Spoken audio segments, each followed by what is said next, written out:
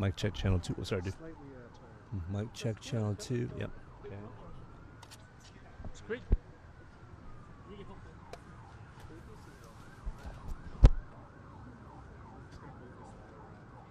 Swing that way. I'm just gonna put it up.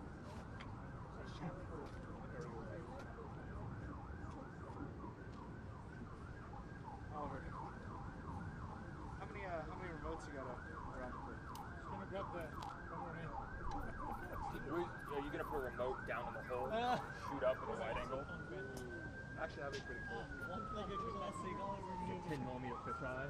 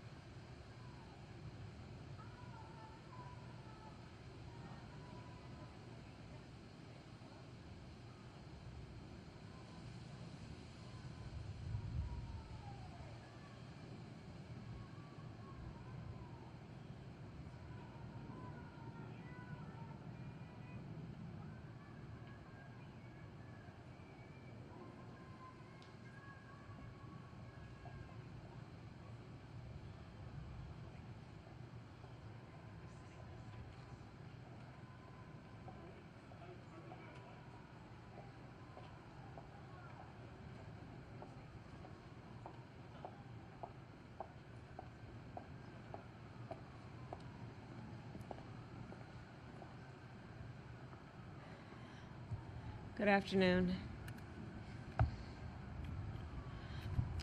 In a few moments, Doug and I will plant a tree here on the grounds of the residence of the Vice President of the United States.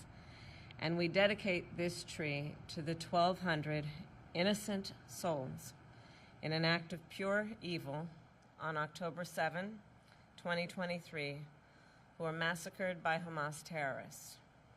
46 of our fellow Americans were killed in this brutal terrorist attack, including a singer from Missouri who died shielding her son from bullets, an academic and peace activist who studied in Seattle and who was the grandson of Holocaust survivors, and a dancer from California who was killed alongside her fiancé while attending the Nova Music Festival. I am devastated by the pain and loss that occurred on October 7, and Doug and I pray for the family and loved ones of all of those who were lost, and may their memories be a blessing. Today, I know many Jews will be reciting and reflecting on the Jewish prayer for mourning, the Kaddish. The words of the prayer are not about death. It is a prayer about our enduring belief in God, even in our darkest moments. So as we reflect on the horrors of October 7, let us please be reminded that we cannot lose faith.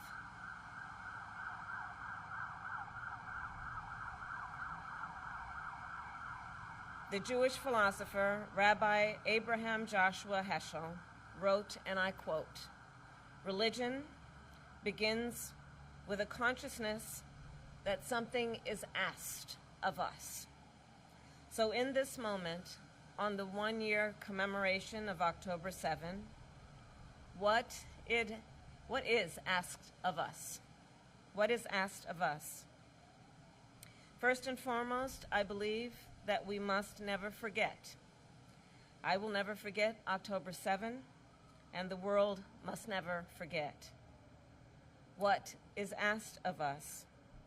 We must work to ensure nothing like the horrors of October 7 can ever happen again. And on this solemn day, I will restate my pledge to always ensure that Israel has what it needs to defend itself, and that I will always work to ensure the safety and security of the Jewish people here and around the world. What is asked of us?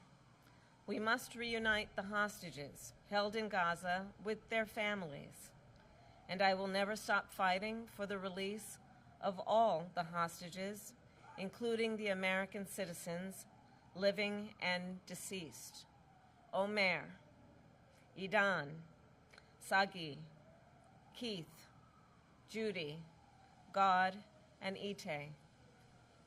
What is asked of us? We must uphold the commitment to repair the world, an idea that has been passed on throughout generations of the Jewish people and across many faiths. And to that end, we must work to relieve the immense suffering of innocent Palestinians in Gaza who have experienced so much pain and loss over the year. What is asked of us? We must continue to see light amidst the darkness. As the late Rabbi Jonathan Sachs said, "A people that can walk through the valley of the shadow of death and still rejoice is a people that cannot be defeated by any force or fear."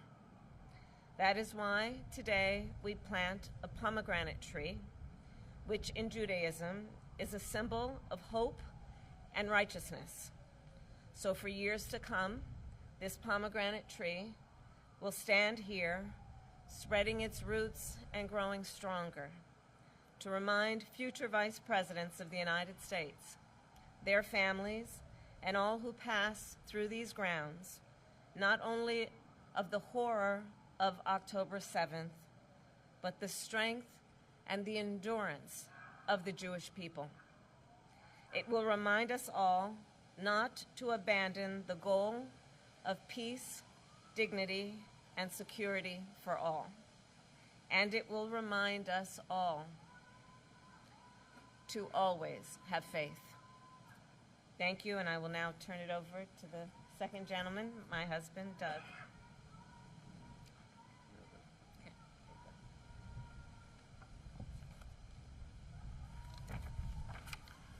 Thank you. As we gather here today on what was the deadliest day for Jewish people since the Holocaust, I am still filled with pain and despair. This is an incredibly challenging day for Jews around the world, myself included. October 7th hit us hard as a community. We are still hurting, and today feels just as raw as it did 1 year ago. What happened on October 7th is seared into our souls. I can't stop thinking about the hostages and their families and all of those we've lost over the past year. Earlier today, I attended AJC's National October 7th Memorial Commemoration at 6 and I recited a prayer for peace, that we all see the day soon when this war and bloodshed come to an end. As the first Jewish spouse of an American president or vice president, I take this role very seriously. Kamala is the one who encouraged me to use my platform I have to fight against anti-Semitism and hate. She's also the person who encouraged me to lean into my Jewish faith. When we first moved into this residence, we affixed a mezuzah on the doorpost with our family present.